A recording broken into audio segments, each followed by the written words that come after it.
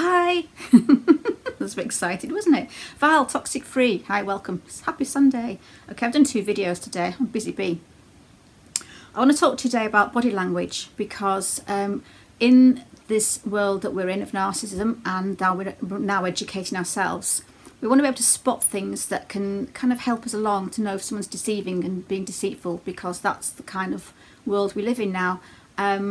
90% of people's responses to you are more like very slight body language that we need to start looking out for, because that we know that people out there lie and deceive, and we don't want that anymore, do we? No, because we don't want to get in the situation of getting into a relationship or dealing with anybody that's lying to us again if we can help it.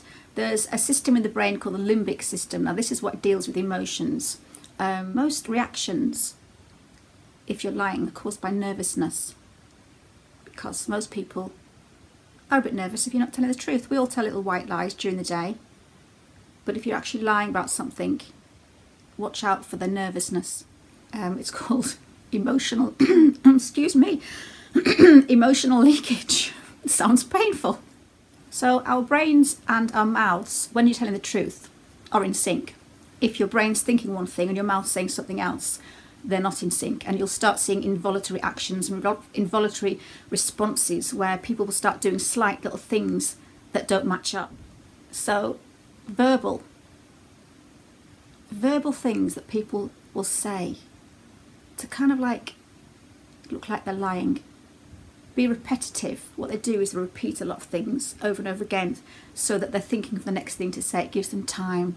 It gives them time to then work out what the next thing is. I know I repeat myself. It's just because no one ever has listened to me all my life, and I've got a habit of repeating myself. I'm not lying, honest. Shake your voice. Sounds like me. Shake your voice. That's another pitch change whilst they're talking to you. That's another thing that you need to look out for. If you know what their normal personality is like, and these are people that you know, and then suddenly once you ask them a question and their pitch changes or their voice tone changes, that's another thing. Also another sign is touching the neck.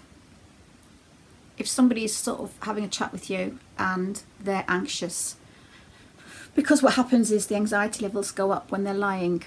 They feel conscious about what they're saying. It's not natural. When you're talking naturally, you don't need to worry about what you're saying, because it's your brain and your mouth is in sync. If they're not in sync, they'll start to get anxious. They might start touching the neck. It's like a soothing kind of thing if they're doing this.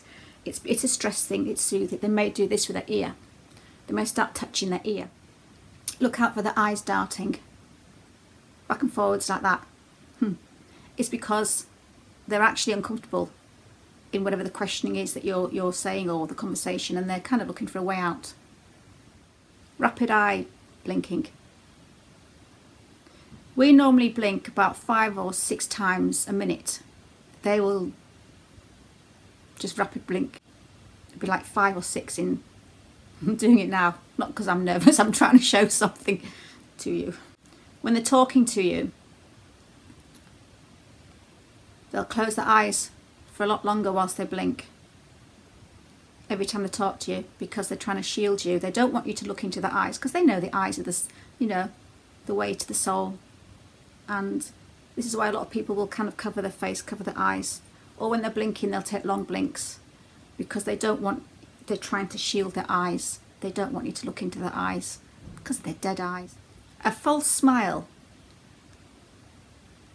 doesn't affect the eyes.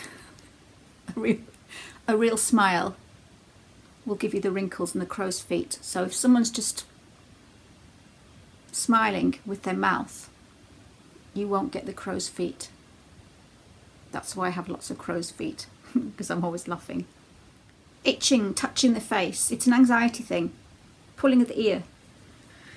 Scratching. I itch my nose a lot. That doesn't mean I'm lying. It just means I have an itchy nose. But they do. If you watch them, these need to be in concession. These need to be in a conversation that they're feeling uncomfortable with. If I'm just talking about the weather and I'm scratching my nose, it doesn't mean that I'm lying. It's the context of the conversations. Yeah, scratching, pulling at the ear. Doing this. Soothing themselves. They're nervous. They're anxious. It's a soothing mechanism. Pulling at the tie. Fidgeting. When you get nervous, you get a dry mouth, so you might always swallow. So take note, if you're having a conversation with somebody and before they reply, they take a big gulp and they swallow, it's probably because they're nervous. And they're probably nervous because they're probably lying, or they're deceitful, or they've got something up their sleeve. This is a hard one to do if you're not lying. Have you ever done this when you were a child? You'd pat your head and rub your tummy at the same time. Honest people, if they're talking and they're saying yes, they nod their heads at the same time. Liars, when they're lying, they'll do the opposite. So they might be saying no, but they'll nod at the same time. So watch out for that. Or they'll say yes. And it's opposite, it doesn't fit. A normal person, if you're talking about something and you're saying yes, you'll nod. It doesn't come naturally for us to shake and say yes. It feels uncomfortable. So if you're talking to somebody and they're going yes, yes, yes, then they're nodding their head. But if they're going yes and they're shaking their head, just be wary, because their head is doing an involuntary, why can't I speak? An involuntary movement. That these things are slight. These things people don't realise. This is what to look out for. Is a lot of people talk with their palms outward. That is an honest thing to do. If you're always talking with your palms outward, that is quite honest. But what happens if someone's talking too much with their palms outward? It means that they're aware that that's a sign of honesty.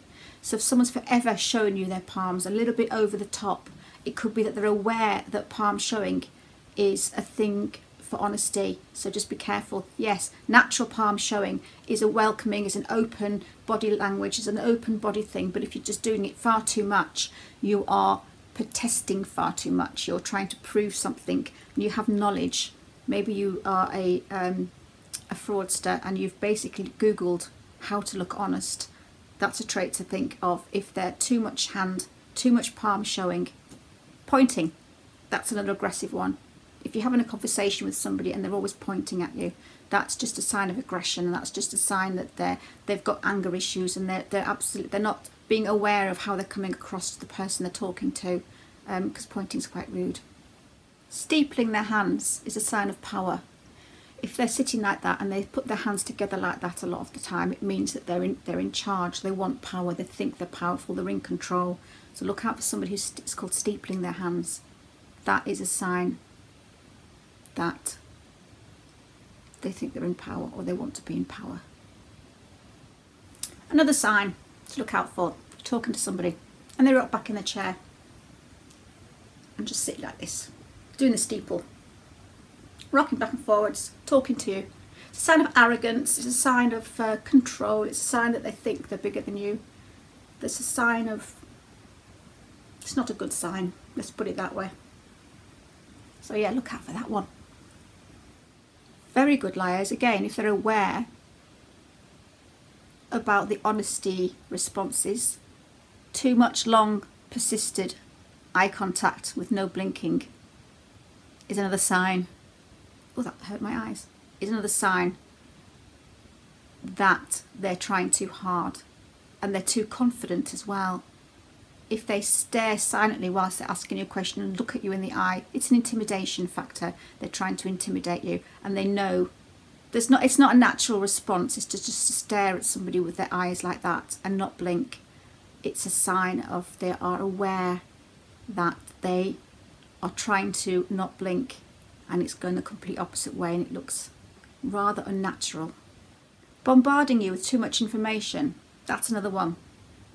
Sometimes people who are deceiving somebody, like for instance if they are being interrogated in a police station, they'll just go over, they'll have like just verbal diarrhea basically. There's too much information. It's like they're trying to again, it's sway the other way. You don't need to. Too much information, bombarding you with too much information. It's like they're just trying too hard, and that's a slight dishonest thing. Just be watch out for that. Trying to cover something. If you're talking to somebody and they start looking up to the left-hand side of the brain is where the creativity side is. The right-hand side of the brain is the remembering side. So again, depending on what the question is, if you're going to ask somebody where were you on the night of the murder, and they start looking up to the left-hand side of the brain, it's the creative side. They'll try to create a reply.